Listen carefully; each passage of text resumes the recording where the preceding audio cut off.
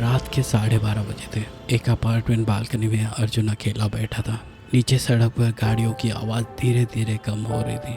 आसमान में तारे चमक रहे थे, लेकिन अर्जुन के दिमाग में एक सवाल काफ़ी दिनों से बार बार आता था। क्या इंसान को जीने और आगे बढ़ने के लिए भगवान की ज़रूरत है? यह सवाल नया नहीं था, शायद उतना ही पुराना था जितना खुद इंसान। क्या बिना किसी दैवी शक्ति पर विश्वास किए मानव जी सकता है, आगे बढ़ सकता है, अच्छाई और बुराई देख सकता है, खुश रह सकता है? या फिर भगवान के बिना जिंदगी बस एक अजीब सी दुर्घटना है जिसका कोई असली मतलब ही नहीं है? जब अर्जुन छोटा था, उसके पिता उसके लिए सब कुछ थे। उन्हें हर चीज़ का जवाब पता था, कौन सही है, कौन गलत है, क्या करना चाहिए, क्या नहीं। अगर अर्जुन डर जाता तो पिता कहते मैं हूं ना। अगर गलती करता तो पिता कहते जिम्मेदारी लो। अगर कंफ्यूज होता तो पिता कहते सीधे चल। उस समय अर्जुन को लगता था दुनिया में ऑर्डर है, कोई देख रहा है, कोई रास्ता दिखा रहा है, कोई आखिरी फैसला करने वाला है।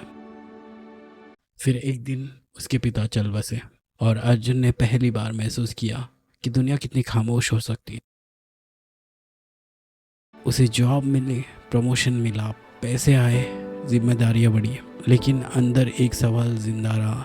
अगर कोई देख ही रहा है तो मैं अच्छा क्यों बनूं? अगर कोई आखिरी न्याय नहीं है तो तकलीफ का मतलब क्या है? अगर यूनिवर्स को कोई फर्क नहीं पड़ता तो मुझे क्यों पड़ता है? आसमान की ओर देखकर अर्जुन को एक बात समझ आया।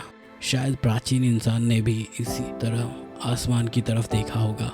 जब बिजली खड़कती थी उन्हें फिजिक्स का पता नहीं था।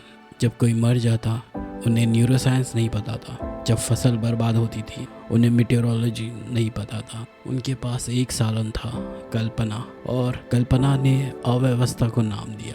बिजली गरजना को देवता बना दिया, सूरज को देवता बनाया, मौत के बाद का डर बना स्वर्ग और नरक। भगवान का कंसेप्ट सिर्फ वर्शिप का कंसेप्ट नहीं था, वो एक साइकोलॉजिकल टेक्नोलॉजी थी, डर को संभालने का तरीका। और अर्जुन बचपन से ये सुनता आया था, अगर भगवान ना हो तो लोग कुछ भी करेंगे। लेकिन अर्जुन ने साइंस पढ़ी थी। चार्ल्स डार्विन ने बताया था सहयोग यानी मिलजुल कर रहना, काम करना, जीवित रहने के लिए विकसित हुआ था। फ्रांस डी वॉल ने बंदर और एप्स में न्याय बोध यानी फेयरनेस और सहानुभूति एम्पैथी देखी, यानी नैतिकता या मोरालिटी एक बायोलॉजिकल आधार है। इंसान दूसरों का दर्द महसूस कर सकते हैं, चाहे वो रिलीजियस हो या ना हो। फिर अर्जुन ने मैन सर्च फॉर मीनिंग पढ़ी। विक्टर फ्रांक, जो नाजी कंसंट्रेशन कैंप से बचे, लिखते हैं मतलब दिया नहीं जाता, मतलब बनाया जाता है। प्यार से, जिम्मेदारी से, काम से, दुख और पीड़ा को सम्मान के साथ झेलना। अर्जुन को समझ आया कि ब्रह्मांड चाहे बेपरवाह हो, मानव की सोच खुद मतलब बना सकती है। और उसने एक और बात समझी, शायद कई लोग भगवान को सिर्फ सृष्टि बनाने वाला नहीं मानते, वो उन्हें एक पिता, एक मेंटर, एक गुरु के रूप में देखते हैं। एक ऐसी उपस्थिति जो कहती है मैं तुम्हें देख रहा हूँ, तुम्हारे काम मायने रखते, इन सब का हिसाब रखा जा रहा है, तुम अकेले नहीं हो। ये विश्वास उन्हें अनुशासन, जिम्मेदारी और उम्मीद दे सकती है।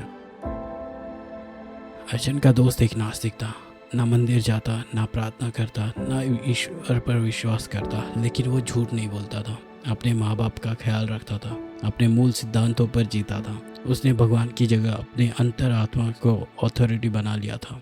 अर्जुन को समझ आया शायद ज़रूरत भगवान की नहीं है, ज़रूरत है व्यवस्था का, जिम्मेदारी का।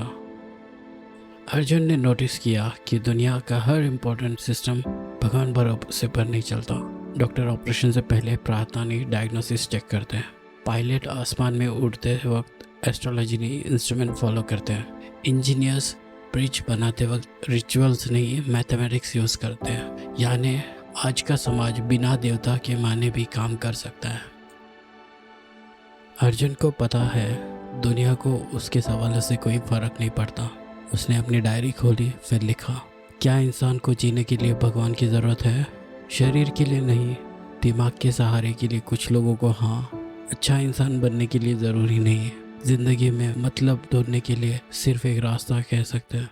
आगे बढ़ने के लिए सहारा हो सकता है, लेकिन ज़रूरत नहीं। फिर अर्जुन ने कुछ और लाइन लिखी, शायद असली सवाल ये नहीं कि भगवान है या नहीं, असली सवाल ये है, क्या मैं बिना भगवान के भी अपनी ज़िंदगी में मतलब ढूंढ सकता हूँ? क्या मैं बिना किसी स्वर्ग के वादे के भी सही काम कर सकता हूँ? क्या मैं बिना किसी अदृश्य के सहारे भी हिम्मत से जी सकता हूँ? और धीरे धीरे उसे एक बात समझ आई, हर इंसान अपना बोझ अलग तरीके से उठाता है। कुछ लोगों को शक्ति श्रद्धा से मिलती है, कुछ लोगों को विचार से, कुछ लोगों को प्रेम से, कुछ लोगों को कर्तव्य से, और कुछ लोग सिर्फ इसलिए जीते हैं क्योंकि उनके जाने से किसी और की ज़िंदगी टूट जाएगी। शायद जीने के लिए हर बार पूरी सच्चाई मिलना ज़रूरी नहीं होता, कभी कभी जीने का कारण भी काफ़ी होता है। और शायद बात इतनी सी है, इंसान को जीने के लिए भगवान पर विश्वास करना ज़रूरी नहीं है, लेकिन कई लोगों के लिए भगवान पर विश्वास ही जीना थोड़ा आसान बना देता है।